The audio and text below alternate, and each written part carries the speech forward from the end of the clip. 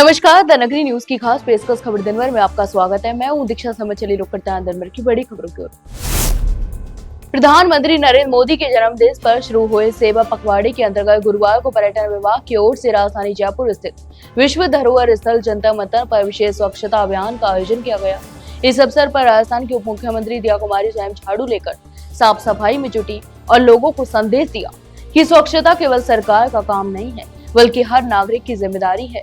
तो वहीं दिया कुमारी ने कहा कि प्रधानमंत्री नरेंद्र मोदी द्वारा शुरू किया गया स्वच्छ भारत मिशन और प्लास्टिक मुक्त भारत अभियान अब केवल सरकारी योजनाएं नहीं रह गई हैं, बल्कि ये एक जन आंदोलन भी बन चुके हैं। आज देश भर में लोग जागरूक होकर इसमें शामिल हो रहे हैं। प्रधानमंत्री मोदी के जन्मदिन के मौके पर बुधवार शाम राजस्थान यूनिवर्सिटी में छात्रों ने एक अनोखा प्रदर्शन किया। छात्र लंबे समय से छात्र संघ चुनाव बहाली की मांग कर रहे हैं, लेकिन सरकार की ओर से अब तक कोई कदम नहीं उठाया गया। इसी को लेकर बड़ी संख्या में छात्र संविधान पार्क पहुंचे और वहां दीपक जलाकर व थाली बजाकर अपनी आवाज बुलंद की। तो वहीं छात्रों का कहना था कि सरकार युवाओं के लोकतांत्रिक अधिकारों को छीन रही है। छात्र नेता शुभम रेबाड़ ने कहा कि जैसे कोरोना काल में प्रधानमंत्री मोदी ने देशवासियों से थाली बजाने की अपील की थी, उसी तरह आज राजस्थान के छात्र भी थाली बजाकर अपनी आवाज सरकार तक पहुंचा रहे हैं। उनका कहना था कि जिस तरह कोरोना एक महामारी थी, उसी तरह छात्र संघ चुनाव न होना भी युवाओं के लिए लोकतांत्रिक महामारी जैसा संकट है। कांग्रेस सांसद और नेता प्रतिपक्ष राहुल गांधी ने गुरुवार को फिर से चुनावी वोट चोरी के आरोपों को लेकर प्रेस कॉन्फ्रेंस की ओर आयोग पर सख्त सवाल उठाए। इससे पहले उन्होंने यह मुद्दा 7 अगस्त को उठाया था। इस बार राहुल गांधी ने करीब 31 मिनट का प्रेजेंटेशन दिया और आरोपों के साथ सबूत दिखाने का दावा किया। तो वहीं राहुल गांधी ने कहा कि चुनाव आयोग जानबूझकर कांग्रेसों के वोटरों को निशाना बना रहे हैं और उनके नाम वोटर लिस्ट से डिलीट भी कर दिए जा रहे हैं। उन्होंने आरोप लगाया कि यह केवल कर्नाटक तक ही सीमित नहीं है, बल्कि महाराष्ट्र, हरियाणा और यूपी में भी इसी तरह की घटनाएं हो रही हैं। तो वहीं राहुल गांधी ने विशेष रूप से कर्नाटक के आलंद विधानसभा क्षेत्र का उदाहरण दिया और कहा कि 2023 के चुनाव में वहां किसी ने 6118 वोट डिलीट करने की कोशिश की। राजस्थान के गांव गुरुसर स्थित राजकीय उच्च प्राथमिक विद्यालय में महिला वर्ग की 30वीं जिला स्तरीय हॉकी प्रतियोगिता का आयोजन सफलतापूर्वक संपन्न हुआ। तो वहीं प्रतियोगिता का प्रारंभ 14 सितंबर से हुआ था और इसका समारोह पूर्वक समापन हाल ही में किया गया। इस प्रतियोगिता में कुल 16 टीमों ने हिस्सा लिया, जिसमें विभिन्न गांवों की बेटियों ने अपनी हॉकी प्रतिभा का प्रदर्शन किया। 17 वर्षीय आयु वर्ग में गांव ढाबा के महात्मा गांधी राजकीय विद्यालय की टीम विजेता रही, जबकि गांव थाल डका के राजकीय उच्च माध्यमिक विद्यालय की टीम उप विजेता बनी। समापन समारोह में अतिथि जसप्रीत सिंह जेपी ने कहा कि वर्तमान समय में खेलों का महत्व बहुत अधिक है। बेटियां अब किसी भी क्षेत्र में बेटों से पीछे नहीं हैं और हॉकी जैसे खेलों में उन्होंने अपनी उत्कृष्ट प्रतिभा दिखाई है। उन्होंने यह भी कहा कि इस तरह के आयोजनों से युवतियों को उचित मंच मिलता है और भविष्य में वे अपने अभिभावकों तथा जिले का नाम राज्य और राष्ट्रीय स्तर पर रोशन करती हैं। राजस्थान की निवाई नगर पालिका मंडल द्वारा कानून अगो स्कूल में किए गए नवनिर्मित कार्यों का लोकार्पण कार्यक्रम आयोजित किया गया।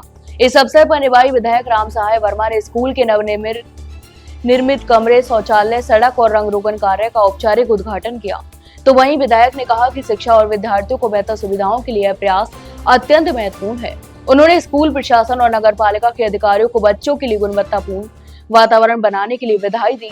तो वहीं लोकार्पण कार्यक्रम में नगर पालिका अध्यक्ष दिलीप इसरानी, नितिन जैन, निवाई शहर अध्यक्ष और प्रधानाध्यापक कौसर सुल्ताना सहित स्थानीय नागरिक और छात्र छात्राएं भी उपस्थित रहे। राजगढ़ चूरू नगर पालिका में भ्रष्टाचार का एक बड़ा मामला सामने आया है, जहां बताया जा रहा है कि नगर पालिका का एक छोटा सा कर्मचारी फाइल निस्तारण के नाम पर 1,90,000 रुपए की रिश्वत लेते पकड़ा गया। इस मामले का खुलासा परिवादी अजय तांबा खेड़ी ने अपने इंटरव्यू में किया। उन्होंने बताया कि इस पूरे खेल में नगर पालिका के कार्यकारी अधिकारी राकेश अरोड़ा भी शामिल है। एसीबी द्वारा कार्रवाई के दौरान राकेश अरोड़ा ने नगर पालिका भवन छोड़कर भागना ही इस बात का सबूत माना जा रहा है कि भ्रष्टाचार का यह खेल सिर्फ कर्मचारी तक सीमित नहीं है, बल्कि एसीपी ने बताया कि नगर पालिका में भ्रष्टाचार का यह अड्डा ईओ और उनके संरक्षण में संचालित किया जा रहा था। ऐसे अधिकारियों की भी तत्काल गिरफ्तारी की आवश्यकता है।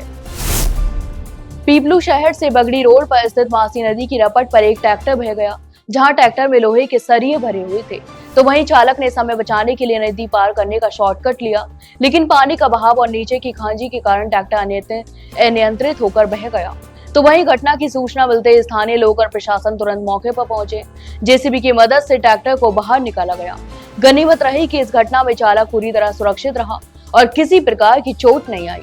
स्थानीय लोगों ने बताया कि बारिश के मौसम में नदी की रपट पार करना खतरनाक हो सकता है। छोटे बहाव में भी वाहन फिसलकर पानी में बह सकता है। ऐसे मामलों में लोगों को नदी पार करते समय अत्यंत सावधानी बरतनी चाहिए।